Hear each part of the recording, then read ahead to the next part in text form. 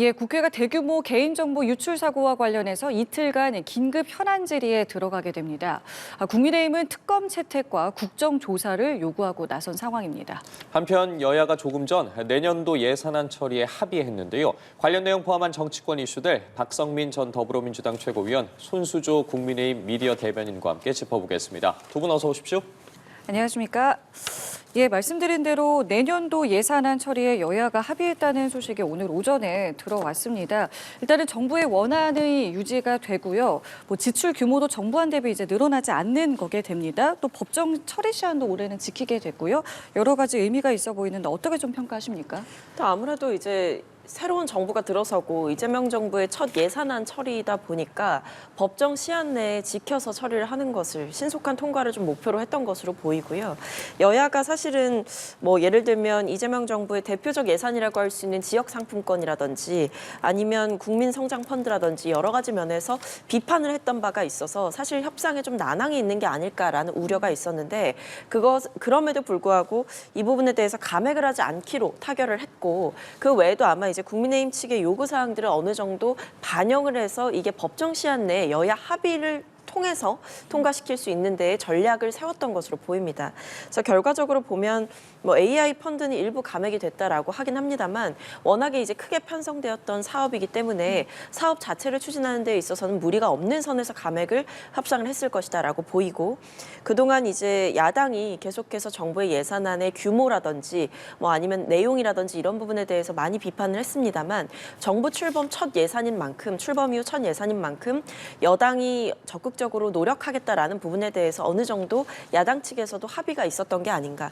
그런 점에서 상호 간에 대화 협상을 통해서 정치가 복원되는 어느 정도의 결과를 낳지 않았나라는 생각이 듭니다. 어떻게 좀 봐야 되겠습니까? 이게 야당 측에서도 글쎄요, 이 예산안에 대해서 일부 어느 정도 이제 수용을 했다 이렇게 보면 되겠습니까? 네, 뭐 그렇습니다. 어쨌든 여야 이제 원내대표가 합의를 통해서 이렇게 이제 처리를 했는데요. 그럼에도 불구하고 사실 이 예산 그리고 이제 대한민국 현 경제에 대한 걱정거리는 여전히 많습니다. 사실상 이번 이제 예산이 역대 상승폭이 55조 가장 큰 그 상승폭의 예산이었는데요. 그 예산의 내용도 사실상 너무 퍼주기식 포퓰리즘의 예산이 아니냐 이런 우려들이 많았습니다. 그래서 여러 가지 조금 조율하는 시간과 그런 이제 과정이 있었는데요. 어쨌든 법정 시한을 지켜서 이렇게 여야 합의하에 예산이 통과되었다라는 것에 일단 의의를 둡니다. 하지만 지금 대한민국의 경제 상황이라는 것이 녹록지 않습니다. 환율도 1,500원 선으로 지금 치닫고 있고 이런 유동성의 확장 재정 이런 부분들이 정말 이 현 상황에서 맞는 것인가 하는 의문은 여전히 남습니다. 따라서 여러 가지 사업이나 이런 부분들에서 합의하에 진행되는 부분은 알겠지만 이런 확장 재정을 한 이후에 여러 가지 또 수반되는 그런 이제 또 환율 방어라든지 여러 가지 숙제들이 굉장히 많이 남아 있다라는 부분을 좀 짚고 넘어가고 싶습니다. 예, 오늘 국회가 참 바쁜데 그리고 국회가 오늘부터 이틀 동안 쿠팡의 개인정보 유출 사고에 대해서 긴급 현안 질의에 들어가게 됩니다. 오늘은 이제 과방이고 내일은 이제 정무위에서 열리게 되는데 뭐 유관기관 관계자라던가 뭐 쿠팡 박대준 대표, 정보보안 담당자들이 출석할 예정인데 관련해서 지금 쿠팡에서도 5개월 동안 전혀 이런 상황을 인지하지 못했다는 부분에 대해서도 지적이 나오고 있는데 보안 문제를 비롯해서 뭐 여러 가지 부분을 따져 물을 것 같습니다.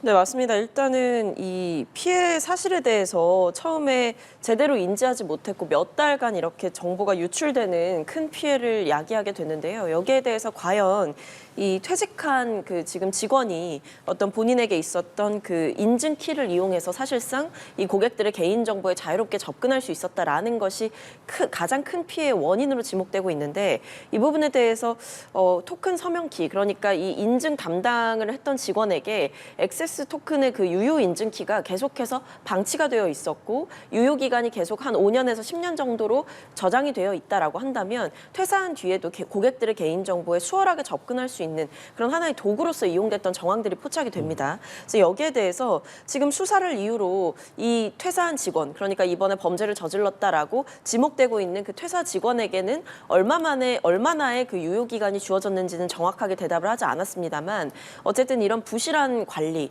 그리고 고객들의 개인 정보를 관리하는 체계에서 과연 허점은 없었는가 이런 부분들을 좀 짚어봐야 될 것 같고요. 어떻게 하면 피해를 5개월 동안 모를 수가 있었는지 이런 부분들도 정확하게 따져봐야 되는 대목입니다. 그래서 지금 보면 일종의 퇴사한 직원에게 고객들의 개인정보에 마음대로 접근할 수 있는 일종의 자유이용권이 계속해서 주어져 있었던 셈이기 때문에 이것이 어떻게 관리되어 왔는지 이 직원 외에 다른 퇴사한 직원에게는 유사한 사례는 없었는지 이런 부분들까지도 정확하게 따져 물어야 되는 상황으로 보입니다. 예. 현안 질의에서 좀 어떤 부분이 집중될 거라고 보십니까? 네, 말씀 주셨던 부분 공감하고요. 그러니까 지금 보면은 3,370만 명, 뭐 거의 대부분의 이제 고객 정보가 이렇게 유출이 됐는데요. 지금 전해지는 얘기로는 내부에 이제 중국인의 어떤 그런 이제 소행이다 이렇게 얘기가 나오고 있지 않습니까? 그렇기 때문에 이 부분에 대해서는 강력하게 정부가 조금 경각심을 가지고 해결해야 된다고 생각을 합니다. 중국 정부에 또 강력한 요청을 또 하고 뭐 수사 공조라든지 이런 부분도 충분히 요청을 해야 된다고 생각을 합니다. 근데 다만 이것이요, 쿠팡이라는 개인 회사의 마치 마녀 사냥처럼 그렇게 이루어져서는 안 된다고 봐요. 지금 쿠팡이 지금 이제 현 정부 그리고 여당과 뭐랄까요, 민노총 탈퇴나 아니면 뭐 새벽 배송 문제나 이런 것들로 좀 갈등을 겪고 있지 않습니까? 그래서 뭐 국정조사를 하던 특검을 하던 이런 부분들은 당연히 이루어져야 되지만 그것이 한 특정 기업의 마녀사냥처럼 된다는 것은 굉장히 경계해야 된다고 생각을 합니다. 사실 이뿐만이 아니라 뭐 넷마블이라든지 뭐 SK텔레콤이라든지 뭐 통신사, 게임사 할 것 없이 이런 정보 유출의 문제는 또 수년간 있어왔던 이제 문제이기 때문에요. 전반적으로 들여다보고 어떤 시스템 구조의 문제를 짚어보는 것이 더 중요하다라고 생각을 합니다. 이것이 지금 어떻게 보면은 또 여러 이제 당장 뭐 최근에 있었던 일이 아니라 수해를 거쳐서 있었던 일이기 때문에 이런 부분들을 짚고 넘어가지 않으면 너무 정치 쟁점화, 정치화될 수 있다는 부분을 조금 우려해야 한다 생각합니다. 지금 말씀 중에 뭐 특검이라든가 국정조사의 필요성도 언급을 해주셨고 지금 국민의힘에서도 이 개인 정보들이 이제 중국으로도 넘어갈 수 있다, 상당히 위중하다라면서 이 부분을 좀 강조하고 있는데 이 필요성에 대해서는 어떻게 생각하세요? 그러니까 뭐 일단은 지금 대통령실 차원에서는 이 대규모 정보 유출 사태가 2021년 이후에도 4차례나 이제 반복되어 왔던 그런 개인정보 유출 사고의 전례가 있었고, 그 여기에 대해서 이 기업의 책임이 명백한 경우에 징벌적 손해배상제를 이제 활용할 수가 있는 것인데 그것이 제대로 작동되고 있지 않기 때문에 여기에 대한 보완책을 좀 마련을 지시를 한 상황입니다. 네. 그리고 기업 차원에서도 과연 이 부분을 이제 자생적으로 해결할 방법은 없는 것인지 이 부분에 대해서도 아마 집중적으로 좀 따져봐야 될 것 같고, 그렇기 때문에 근본 대책의 필요성에 대한 얘기가 더 많이 나오는 상황인 것 같은데요. 일단 국회 차원에서 과방위에서 이틀 그리고 정무위에서 3일 이렇게 5일 동안 이 부분과 관련해서 집중적인 질의를 한 뒤에 내용이 부족하다 혹은 보다 정확한 진상규명이 필요하고 책임자에 대한 문책까지 필요하다라는 판단이 국회 차원에서 여야 합의하에 서게 된다면 특검이나 국정조사 저는 얼마든지 할 수 있다라고 생각을 합니다. 이게 지금 말씀하신 것처럼 대통령실과 강훈식 비서실장도 징벌적 손해배상 제도가 지금 작동하지 않는다면서 이제 제도 보완에 대한 부분을 또 강조를 했고, 말씀하신 것처럼 이제 국민의힘에서도 뭐 여러 가지 이제 조치들이 좀 필요할 수도 있다라는 걸 강조했는데 앞으로 이 부분은 좀 어떻게 좀 진행이 돼야 된다고 생각하세요?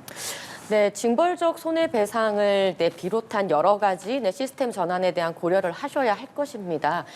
근데 사실 이것이요, 이제 기업에만 무조건 전담을 시킬 일은 또 아니라고 생각을 합니다.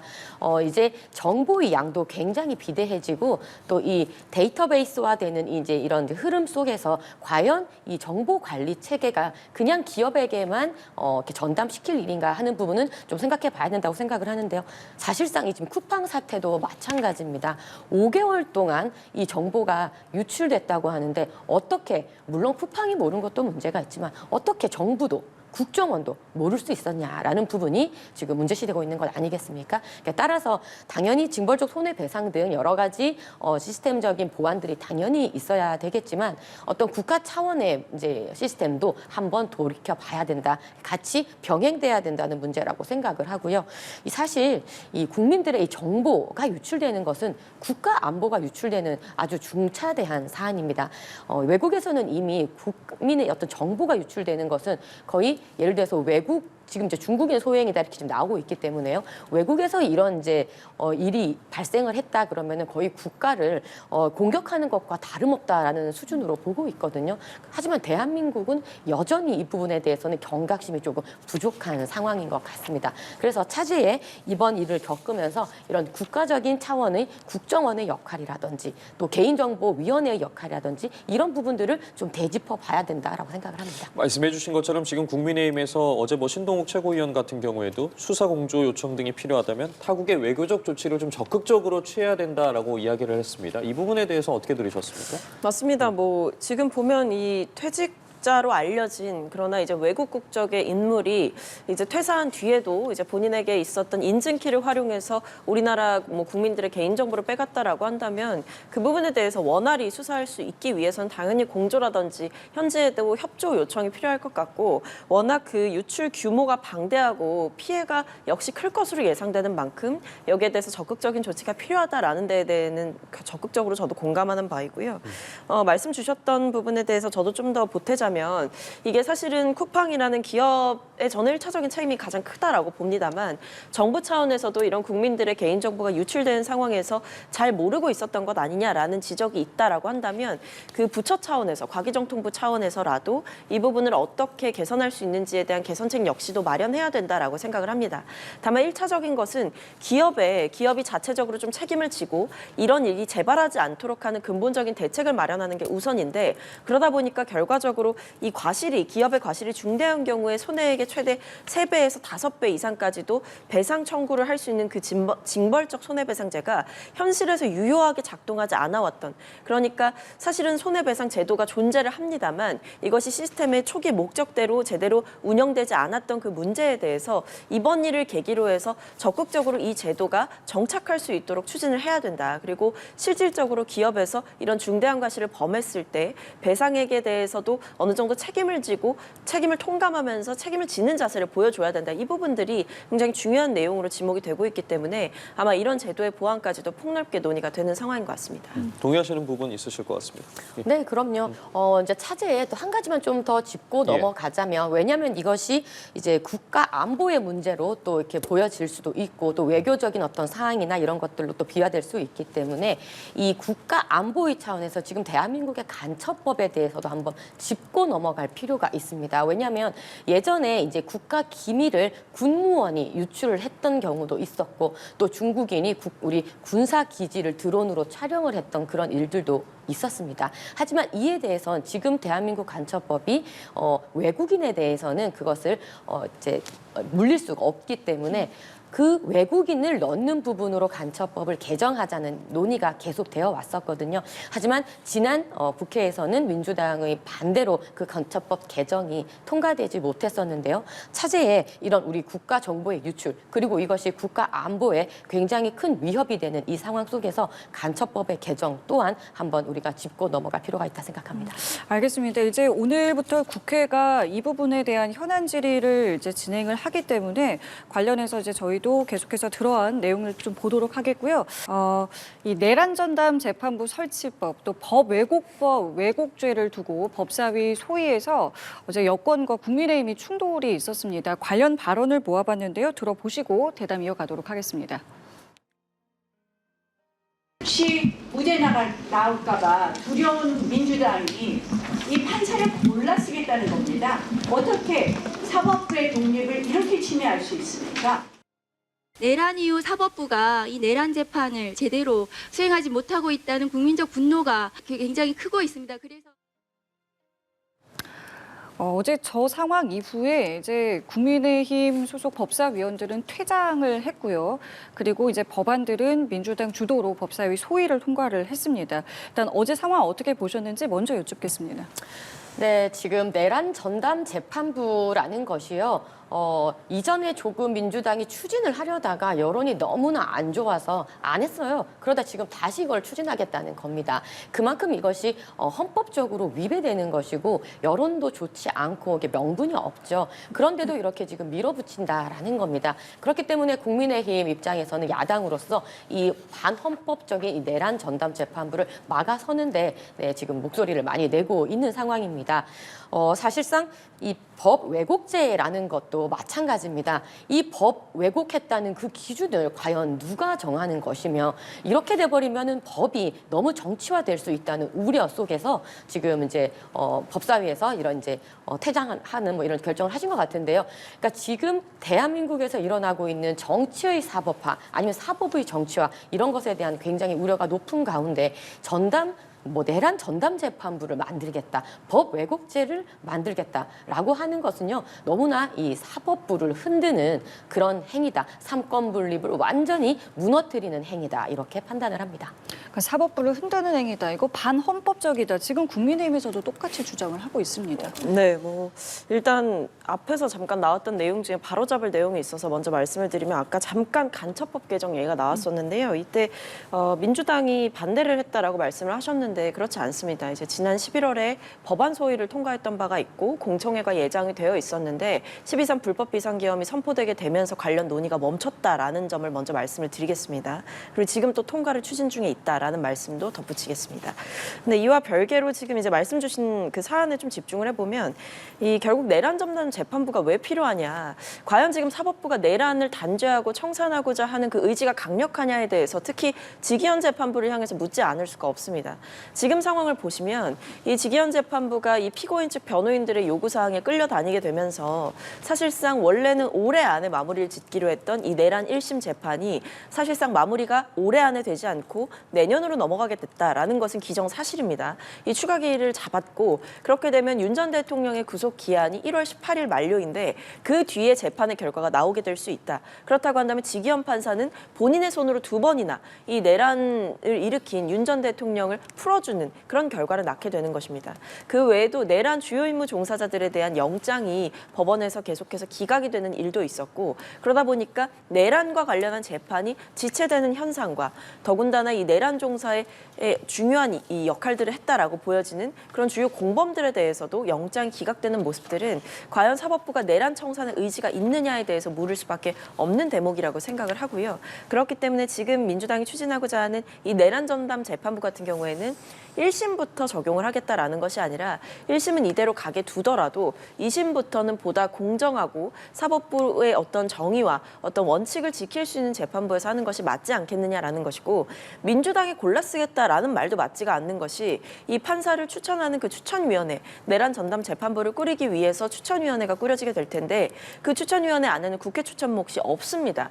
그렇게 이제 정리가 된 내용이고 대한변협이라든지 아니면 다른 곳에서 이제 판사회의라든지 이런 곳에서 기존에 이제 뭐 활동을 하고 있던 판사들 중에서 정해보겠다라는 것이지 이것이 마치 민주당의 입맛대로 판사를 추천하고 판사가 아니었던 사람을 판사로 앉혀서 재판을 시켜보겠다라는 취지가 아니라는 점을 분명히 말씀을 드리면서 결국 내란이라는 것이 사법부에 의해서 이 청산이 되고 매듭이 지어지는 그런 구조임에도 불구하고 사법부의 내란 청산 의지가 제대로 보이지 않는다. 그것이 지금 윤 전 대통령 재판 지연이라는 결과로 명백하게 증명이 되고 있다라는 말씀 드리겠습니다. 그렇다면 이번에 민주당 내부 상황을 좀 한번 살펴보도록 하겠습니다. 정청래 대표가 추진하는 대의원, 권리당원 1인 1표제 의견 수렴을 위한 공개 토론회가 열렸는데 제대로 된 논의가 이루어질 수 있을지도 궁금하고 1인 1표제 도입과 관련해서 어떤 입장이신지 먼저 좀 여쭤보겠습니다.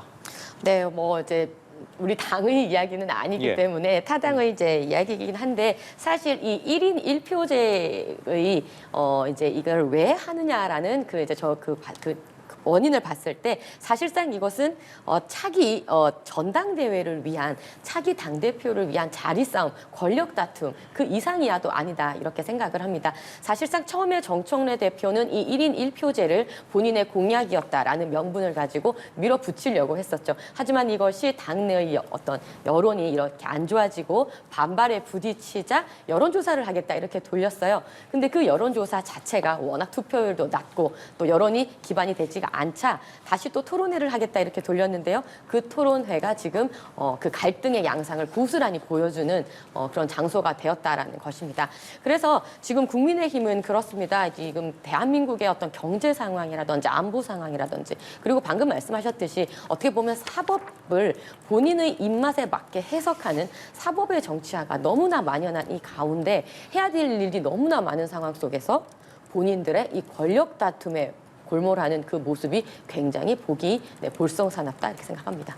지금 관련해서 이미 여러 가지 이야기가 나오고 있고 어제 토론회 같은 경우에도 시작도 전에 이제 도입을 반대하는 당원들의 거센 항의가 있었고 토론회 중에도 이제 수시로 정청래 대표의 사퇴를 촉구하는 피켓과 고성이 모습을 보였습니다. 상황 좀 어떻게 바라봐야겠습니까? 근데 사실 1인 1표제를 하자라는 거는 당의 오래된 방향입니다. 이재명 대통령께서 대표이시던 시절부터 이 당원 주권 정당을 만들겠다라고 하시면서 이 대의원들의 표의 가치와 이 권리 당원들의 표의 가치가 크게 차이 나는 부분에 대해서 이미 한 차례 시정을 하신 바가 있었습니다. 그것이 과연 이 대의원이라는 이유로 이 권리 당원보다 몇십 배 더 많은 표의 가치를 가져가는 것이 맞느냐라고 해서 사실 지금은 20대 1 정도로 조정이 된 상황이거든요.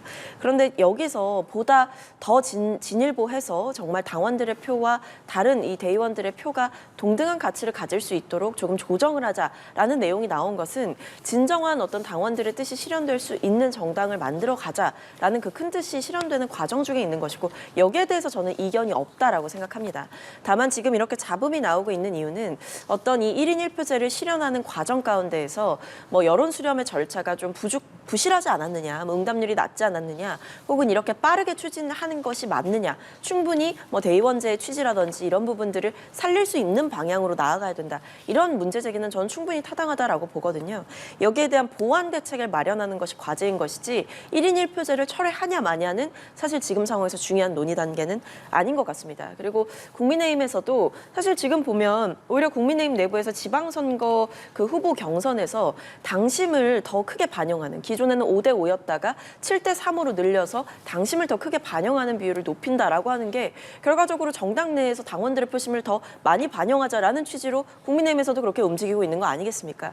이게 상황이나 방식이 조금 다를 뿐이지 당원들의 뜻을 중심으로 하자라는 내용에 대해서는 여야 모두 각자의 정당이라고 한다면 충분히 고려해 볼 만하다. 그러나 이 부분에 대해서 오히려 국민의힘 같은 경우에는 지금 민심의 회초리를 더욱더 따갑게 받아들여야 되는 타이밍에 민심보다는 당심을 더 우선시한다라는 그 부분이 오히려 비판을 받고 있는 대목이라고 생각합니다. 알겠습니다. 그럼 민주당 이야기에 이어서 이제 국민의힘 상황도 살펴보겠습니다.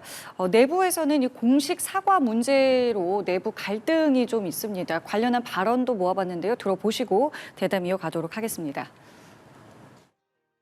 과거에서 벗어나자고 외치는 것 자체가 과거에 머무는 것입니다. 과거 위에 현재가 있고 현재 위에 미래가 있습니다. 우리가 보여줄 수 있는 것은 변화된 현재, 더 변화된 미래입니다. 계엄은 계몽이 아닌 악몽이었습니다. 우리는 대통령의 오판을 막지 못했습니다. 우리가 낳은 권력을 견제하지도 제어하지도 못했습니다. 따라서 우리 당 모두의 잘못이고 책임입니다. 대표와 최고위원의 상반된 목소리 지금 들어보셨는데, 그러니까 장동혁 대표의 목소리는 과거에서 벗어나자고 외치는 것 자체가 과거에 머무는 것이다. 이것을 두고 지금 오늘 여러 이제 조간에서는 이게 공개 사과를 이제 거부한 게 아니냐라는 해석을 하고 있는데 어떻게 좀 들으셨는지 먼저 좀 여쭤볼게요. 사과를 안 했다는 뜻으로 읽힙니다. 그러니까 사과를 하겠다라고 한다면 사과를 하겠다라는 요구에 말려 들어가지 말자라는 식의 얘기가 나오지는 않을 거라고 생각하고요. 결국 저런 입장을 계속해서 표명하는 거. 그리고 얼마 전 대구 집회에서도 장동혁 대표는 민주당의 폭거로 계엄이 발생했다라는 취지의 이야기를 했습니다. 사실 그 뒤에 뭐 그것 때문에 불안하게 해드려 죄송하다라고 사과를 하긴 했습니다만 계엄의 발생 원인 자체를 민주당 탓으로 돌리고 그 뒤에 심지어 더 잘 싸우지 못해서 죄송하다라는 취지의 이야기 이야기를 한다라고 하는 것은 사실 사과를 하겠다고 하는 것이 아니라 민주당과 더 싸우겠다. 그리고 지금 상황에서 사과를 한다라고 하는 것은 민주당과 싸우는 데 있어서 도움이 되지 않는 방향이다라는 취지의 어떤 생각이 명확하게 서 있는 걸로 보이기 때문에 장동혁 대표가 과연 사과할 의지가 있느냐. 저는 아마 내일 구체적인 사과의 메시지는 나오지 않을 것이라고 생각합니다. 지금 당내 이제 일부 의원들은 계엄과 관련해서 뭐 개별 사과 메시지를 내기도 하고 지금 뭐 지도부에서도 뭐 여러 발언들 나오고 있는데 당장 이제 내일이면 계엄 1년입니다. 그러면은 장동혁 대표의 뭐 계엄과 관련한 사과 메시지는 없다고 보면 되겠습니까? 글쎄요. 이 계엄이라는 것이 그렇습니다. 이제 원인과 결과가 있는 그런 사건이었죠. 사실 당시 민주당에서 29번에 이르는 거의 줄탄핵을 하면서요. 그 탄핵이 헌재에서 인용된 경우는 단 한 건도 없습니다. 그러니까 탄핵할 만해서 한 것이 아니라 정치적인 탄핵을 했다는 것이었죠. 국무위원과 검사와 이렇게 줄탄핵을 하면서 거의 국정을 마비시키고 이제 국민들로부터 이제 선출된 그 권력이 그 정부가 일하지 못하도록 만들었던 그런 원인도 우리가 살펴볼 필요는 있다고 생각을 합니다. 지금 국민의힘은 야당으로서요. 지금 독주하고 폭거하고 있는 민주당 그리고 이재명 정권에 대한 견제가 가장 큰 숙제이자 목표입니다. 지금 이재명 정권은 그 어느 때보다 민주주의를 파괴시키고 있습니다. 대장동 사건은 그 범죄자들이 모든 범죄 수익을 그대로 가져갔는데도 검찰들은 항소조차 하지 않았고요. 그리고 공무원 75만 명에 대해서는 핸드폰을 모두 검열하겠다고 하지를 않나. 여러 가지 이런 사태들이 민주주의를 무너뜨리고 또 대한민국을 지켜왔던 상권 분립이라는 것을 정말 혹독하게 이렇게 무너뜨리면서 대한민국 체제가 무너지는 이 상황을 직시하고 있습니다. 이 대한민국의 체제를 지켜내기 위한 그런 가열찬 목소리들이 지금 이제 현장에서 우리가 야외 이제 투쟁을 하면서 목소리가 강하게 나오고 있는 상황입니다. 그래서 12.3 계엄에 대한 그런 안타까운 마음 당연히 있지만은 그것을 넘고 앞으로 우리가 이 대한민국의 체제를 지켜내고 민주주의를 지켜내기 위해서 야당으로서 어떻게 해야 되는지를 더 골몰하고 있다는 말씀을 드리고 싶습니다. 알겠습니다. 다음 주제 살펴보도록 할 텐데 명태균 여론조사 의혹을 수사 중인 김건희 특검팀이 오세훈 서울시장을 정치자금법 위반 혐의로 불구속 기소를 했습니다.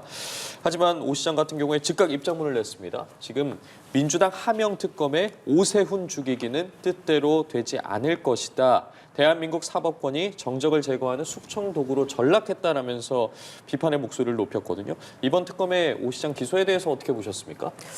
근데 사실 이게 민주당 하명 특검이라고 얘기를 하는 것도 말이 되지 않는 것이고 오히려 김건희 씨와 관련해서 명태균 게이트를 조사하는 과정 가운데에서 오세훈 시장 역시도 이 명태균 씨와 어떤 관계가 있었던 거 아니냐. 그러니까 결국에 오세훈 시장의 오랜 후원자로 알려진 김모 씨가 3,300만 원을 여론조사 비용으로 대납했다라는 정황이 드러난 것이고 여기에 대해서 오세훈 시장 모르게 과연 이 일이 진행됐겠는가라고 하는 것은 합리적인 의심인 것이고요. 거기에 대해서 이 3,300만 원이 흘러가게 된 경위와 그 3,300만 원을 통해서 실시됐던 여론조사도 비공표 여론조사, 공표 여론조사 모두 포함해서 오세훈 시장 당시 이제 서울시장 경선과 관련한 여론조사였던 것으로 알고 있습니다. 그렇다고 한다면 여기에 대해서 오세훈 시장이 과연 무관하다라고 이야기를 할 수 있겠는가라는 의심은 충분히 드는 상황이고요. 그 외에도 이제 명태균 씨 같은 경우에는 본인 휴대폰을 다 제출하면서 포렌식을 이제 했다라고 이제 밝힌 상황이고 오세훈 시장 역시도 포렌식을 했다라고 하지 않습니까?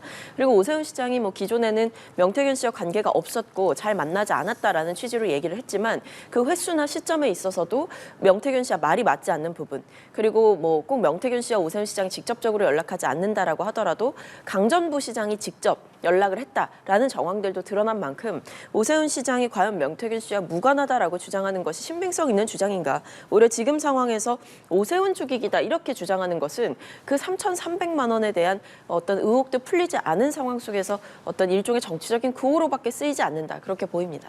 이렇게 오세훈 시장에 대해서 기소가 이루어지면서 이제 앞으로 있을 지방선거에 어떤 영향을 있을지도 관심인데 지금 당장 국민의힘에서는 명백한 선거 개입이다라는 입장이지만 민주당에서는 시장직 지금 사퇴해야 된다라고 이야기하고 있습니다. 지금 민주당이 지방선거를 앞두고 굉장히 조급해 보입니다. 사실상 어떤 그 여론조사를 봐도 서울시장에서 오세훈 시장을 이기는 민주당 후보가 없었죠. 거의 더블 스코어로 이기고 있는 상황이었습니다.